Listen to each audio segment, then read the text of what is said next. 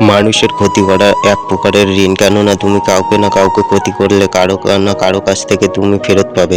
জীবনে কখনো কাক পাখির মতো হও না, ঈগলের মতো হও। কারণ কাক খুব বেশি কা কা করে, তবে বেশি উঁচুতে উঠতে পারে না, কিন্তু ঈগল নীরব থাকে, তবে আকাশে স্পর্শ করার ক্ষমতা রাখে। নিজের সম্মান বিসর্জন দিয়ে মানুষের সাথে সম্পর্ক বজায় রাখার কোনো মানেই হয় না। যেখানে নিজের সম্মান নেই সেখান থেকে বরং নিজেকে সরিয়ে নেওয়াই ভালো। কেউ পাওয়ার জন্য হাহা করে মরে, আর কেউ পেয়েও মূল্য দেয় না। তুমি সফল হলে তোমার ছেঁড়া জামাটাও ইতিহাস, তুমি ব্যর্থ হলে তোমার স্যুট পরা টাইটাও উপহাস। মানুষ কখনো একা থাকতে ভালোবাসে না, কিন্তু কেউ যখন তার দুঃখগুলো বুঝতে চায় না, তখন মানুষটি বাধ্য হয়ে নিজেকে সবার কাছ থেকে লুকিয়ে রাখে। সাকসেসফুল হতে গেলে জীবনে অনেক অপমান, অনেক খারাপ সময় সহ্য করতে হবে। জীবনের সবচেয়ে কঠিন জিনিস হলো নিজেকে সামলানো। মৃত্যু অনিবার্য জেনেও যেমন মানুষ পাপ করে, ঠিক তেমনই প্রেমে বিচ্ছেদ জেনেও মানুষ প্রেমে পড়ে।